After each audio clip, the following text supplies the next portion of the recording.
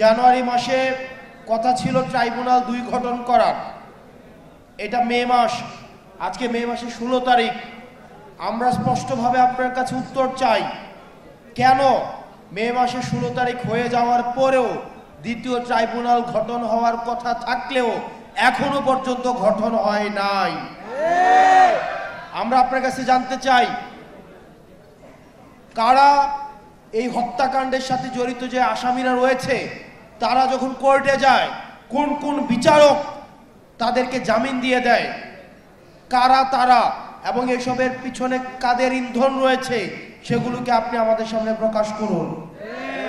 আপনি বারবার বলেন যে আপনাকে ভিলেন বানানো হচ্ছে, আপনি বারবার বলেন যে আপনাকে মিসআন্ডারস্টুড করা হচ্ছে। তাহলে যে সত্য ঘটনা, আপনাকে যদি কেউ কাজ করতে না দেয়, আপনাকে যদি কাজ করতে কেউ বাধা দেয়, বা আপনাকে কাজ করতে কেউ যদি কোনো ধরনের প্রেসারে রাখে, সেটা আপনি জাতির সামনে উপস্থাপন করুন। আমরা স্পষ্ট করতে চাই, আওয়ামী লীগের বিচার, খুনিদের বিচার ছাড়া আপনারা যদি মনে করে থাকেন অন্তর্বর্তীকালীন সরকারের উপদেষ্টারা বিচার ছাড়া আপনাদের অন্য কোনো বড় সংস্কার রয়েছেন, তাহলে আপনারা ভুলের মধ্যে রয়েছেন। খুনিদের বিচার হচ্ছে এই অন্তর্বর্তীকালীন সরকারের উপদেষ্টাদের প্রধান এবং প্রথম সংস্কার। আমরা এই সংস্কারটিকেই প্রথমেই দেখতে চাই। এই পাশ থেকে একটা স্লোগান আসছে, আমি এই স্লোগানটার বিরোধিতা জানাই। নির্বাচন না সংস্কার, এই স্লোগানটা সমস্যাজনক স্লোগান। কারণ এই স্লোগানের মধ্য দিয়ে মনে হয় যে আমরা হয় নির্বাচন চাই, না হয় সংস্কার চাই। বিষয়টা এমন না, আমরা দুইটাই চাই। তবে তবে তবে আমরা চাই বিচার হবে, সংস্কার হবে, এই সংস্কার প্রক্রিয়ার মধ্য দিয়ে আমাদের নির্বাচনটা হবে। এখানে আমাদের অভিজ্ঞ রাজনীতিবিদ যারা আছেন, অভিজ্ঞ যারা দীর্ঘ 17-18 বছর ধরে যারা হচ্ছে নির্যাতন নিপীড়নের শিকার হয়েছেন, আমার পরিবারের অনেক মানুষ রয়েছেন 17-18 বছর ধরে, আমরা তাদেরকে বাসায় আসতে দেখি নাই। আমার নানা আছেন এখানে, দীর্ঘদিন ধরে বিএনপি রাজনীতি করছেন, আমরা দেখেছি যে পালিয়ে পালিয়ে দীর্ঘ সময় বেড়াতে হয়েছে। আপনাদেরকে মাথায় রাখতে হবে, আওয়ামী লীগ যে নির্বাচন পদ্ধতি বানিয়ে গিয়েছে, এই নির্বাচন পদ্ধতির খেলার মাঠটা শুধুমাত্র আওয়ামী লীগ যেন খেলতে পারে সেই উপযোগী করে সেই মাঠটা বানানো হয়েছে। সেখানে আপনি খেলতে পারবেন না। আপনি আগে সেই মাঠের সংস্কার চাইতে হবে, নির্বাচন পদ্ধতি সংস্কার চাইতে হবে। আপনারা কি অস্বীকার করতে পারবেন যে পদ্ধতির নির্বাচন হয় সেইখানে একটা ওসি সেখানে নির্বাচন করে দেয়, একটা এসপি নির্বাচন করে দেয়, একটা ইউনো নির্বাচন করে দেয়? তাহলে একই পদ্ধতির যদি আপনার নির্বাচন ব্যবস্থা থাকে, তাহলে এই নির্বাচন এই 5ই আগস্টের পরে প্রপার ডেমোক্রেটিক ট্রান্সফরমেশন এই নির্বাচন কমিশনের মধ্য দিয়ে সম্ভব নয়। সেই কারণে আমরা আপনাদেরও সহায়তা চাই, যাতে করে আমাদের একটা যেন প্রপার গ্রহণযোগ্য ফ্রি ফেয়ার অ্যান্ড পার্টিসিপেটের একটা নির্বাচন হয়। সেটার জন্য নির্বাচন কমিশনের সংস্কার নিয়েও আপনারা কথা বলেন। দুঃখজনক বিষয়, আপনারা জানবেন নির্বাচন কমিশন থেকে বলা হয়েছে, আমরা আমাদের থেকে এটা প্রস্তাবনা দিয়েছিলাম, যারা ফেরারি আসামি আছে, যারা গণহত্যার আসামি আছে, তারা যদি নির্বাচনে অংশগ্রহণ করতে চায় তাহলে তারা সশরীরে এসে তারা হচ্ছে পেপার সাবমিট করতে হবে। আপনারা জানেন নির্বাচন কমিশন সেটার বিরোধিতা জানিয়েছে। আমরা নির্বাচন কমিশনের কাছে জানতে চাই যে আপনারা কাদের পারপাস সার্ভ করছেন। দূষণরা যদি নির্বাচনে অংশগ্রহণ করতে চায় তারা সশরীরে এসে, তাহলে নির্বাচন কমিশনে তাদের পেপার সাবমিট করতে হবে। এটাতে সমস্যা কোথায়? এটাতে সমস্যা কোথায়? আমরা চাই এই কাঠামো পরিবর্তনের মধ্য দিয়ে, আমরা চাই আসিফ নজরুল স্যার থেকে শুরু করে, স্যার আমরা আপনার উপরে ভরসা রেখেছি, আপনি দীর্ঘ সময় ভোকাল ছিলেন, শিক্ষার্থীদের পাশে ছিলেন। আমরা বিশ্বাস করতে চাই আপনি শিক্ষার্থীদের আস্থা, আশা, আকাঙ্ক্ষার আপনি হচ্ছেন যথাযথ মর্যাদা দিবেন। দ্বিতীয়ত, আপনারা ভুলে গেলে চলবে না, আওয়ামী লীগকে আমরা কার্যক্রম নিষিদ্ধ করতে পেরেছি, কিন্তু আওয়ামী লীগকে যারা ডোনার, আওয়ামী লীগের যে ফাইন্যান্স, আওয়ামী লীগের যে অর্থ ব্যবস্থা, সেই অর্থ ব্যবস্থা কিন্তু এখনো পর্যন্ত ইনট্যাক্ট। আমি যেহেতু কুমিল্লাতে আছি, কুমিল্লার অনেক উপজেলা রয়েছে, সেই উপজেলার আওয়ামী লীগের রাজনীতিও এখন আওয়ামী লীগের টাকায় চলে, বিএনপির রাজনীতিও এখন আওয়ামী লীগের টাকায় চলে।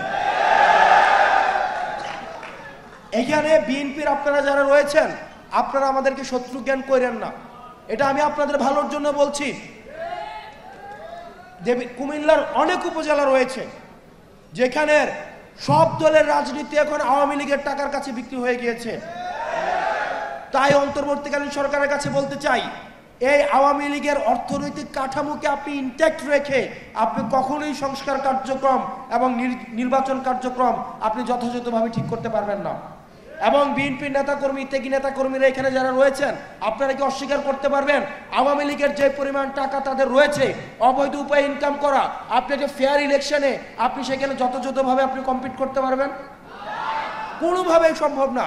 সেই জায়গায় গণতন্ত্রের জন্য, বাংলাদেশের জন্য, পরবর্তী বাংলাদেশের জন্য আমাদের নিজেদের মধ্যে পলিসি নিয়ে আর্গুমেন্ট থাকবে, ডিসকাশন থাকবে, মতবিরোধ থাকবে, কিন্তু সেইখানে কোনোভাবেই গণহত্যার দায়ে অভিযুক্ত আওয়ামী লীগকে আমরা কোনোভাবেই স্পেস দিতে পারি না।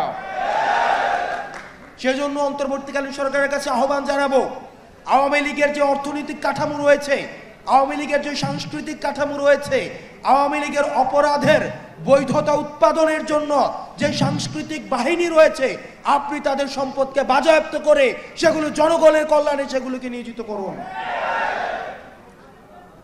প্রিয় সহযোদ্ধা,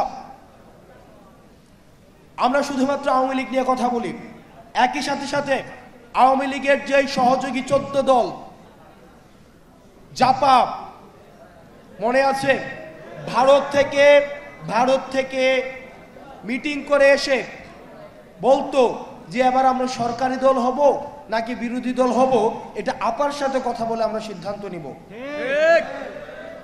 এই যে 14 দল রয়েছে, এই 14 দল নিয়ে অন্তর্বর্তীকালীন সরকারের কি ধরনের চিন্তা সেটা আপনাকে স্পষ্ট করতে হবে। আমরা অন্তর্বর্তীকালীন সরকারকে আমরা সহযোগিতা করতে চাই, কিন্তু আমরা আশাহত অনেক কাজে। আমরা এখনো পর্যন্ত বিচার দেখি নাই, এখনো পর্যন্ত আহতদের সম্পূর্ণ পুনর্বাসন দেখি নাই, কর্মসংস্থান দেখি নাই, এখনো পর্যন্ত বিচারের কোনো অগ্রগতি হয় নাই। আওয়ামী লীগ নিয়ে আপনারা যতক্ষণ না পর্যন্ত আমরা রাস্তায় নেমে এসেছি ততক্ষণ পর্যন্ত আমরা আপনাদের কোনো পদক্ষেপ দেখি নাই। সেই জায়গা থেকে আপনাদের কাছে আমাদের অনুরোধ থাকবে, এই ধোঁয়াশাগুলো আপনারা স্পষ্ট করবেন। সর্বশেষ এই বিষয়ে আমাদের কথা হচ্ছে যে অন্তর্বর্তীকালীন সরকার অনেক ক্ষেত্রে কম্প্রোমাইজিং।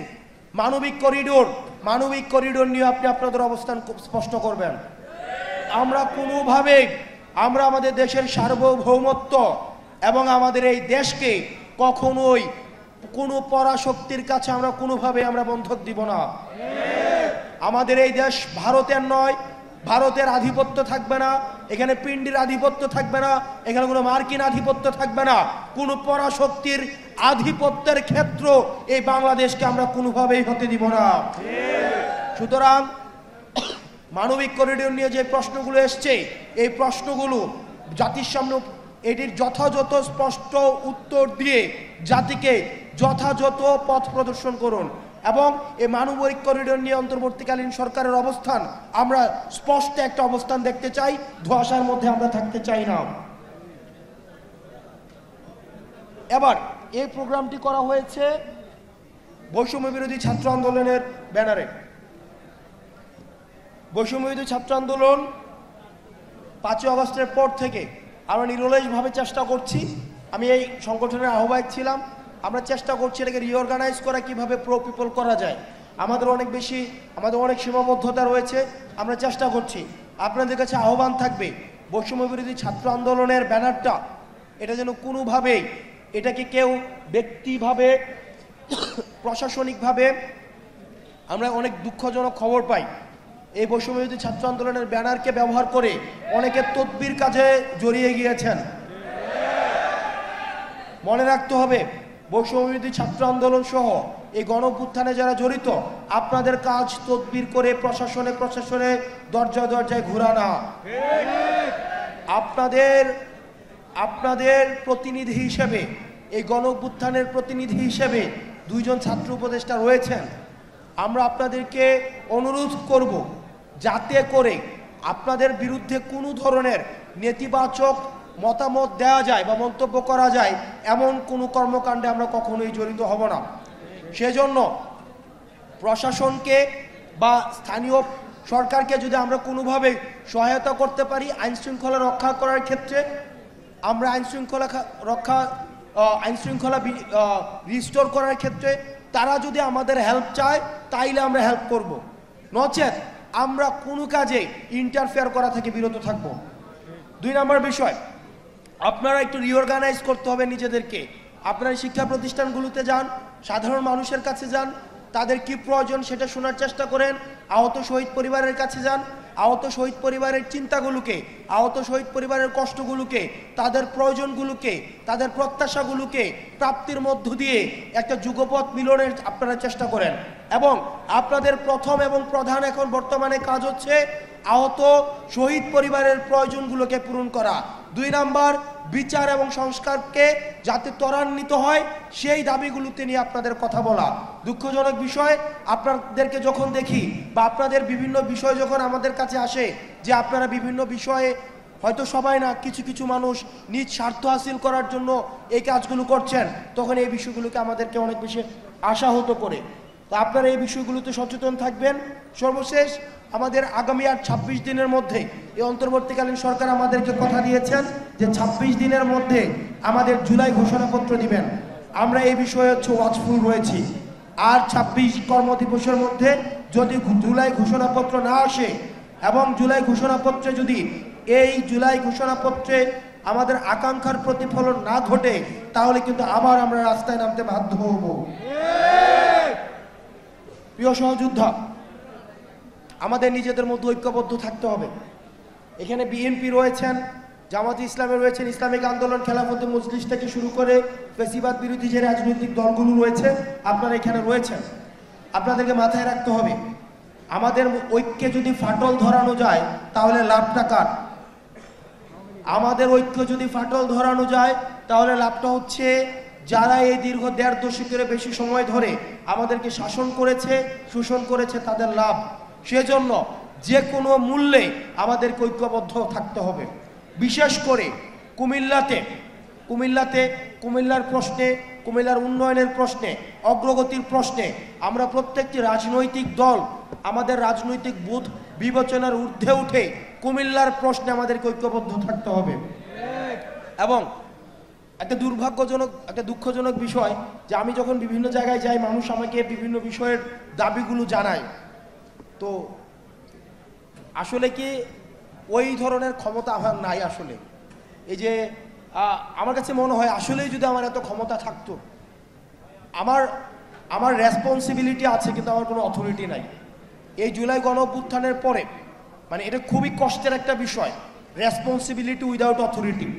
আজকে দেখেন কোনো একটা কাজ, কোন একটা আন্দোলন হচ্ছে, সেখানে গিয়ে আমি কিছু করে দিতে পারছি না। যদি যাই তাহলে বলা হয় কোন কারণে আপনি এখানে আসছেন, আপনি এখানে আসবেন কেন, আসবে উপদেষ্টারা।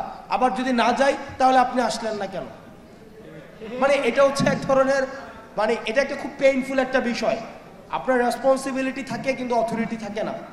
তো সেই জায়গা থেকে যে দাবিগুলো এসছে কুমিল্লার বিষয়ে, এই বিষয়গুলো নিয়ে ইতিমধ্যে আমরা কাজ শুরু করেছি।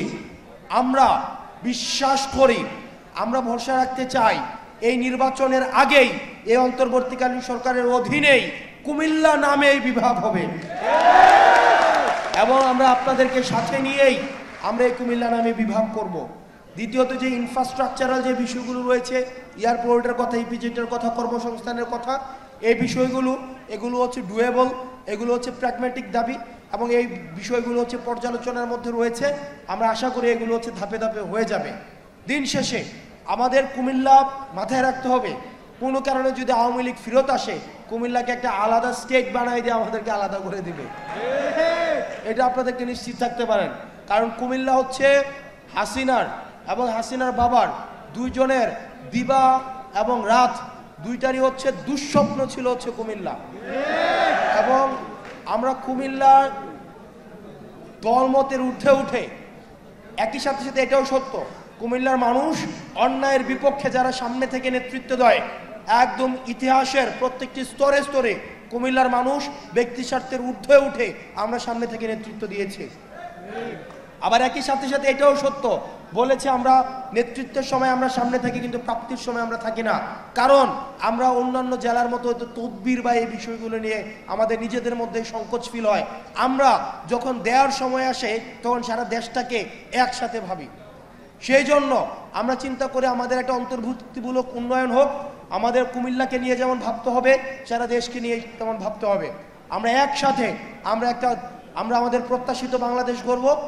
এই প্রত্যাশিত বাংলাদেশ গড়ার পূর্বে আমাদের যে কাজটি করতে হবে, আমাদেরকে ঐক্যবদ্ধ থাকতে হবে।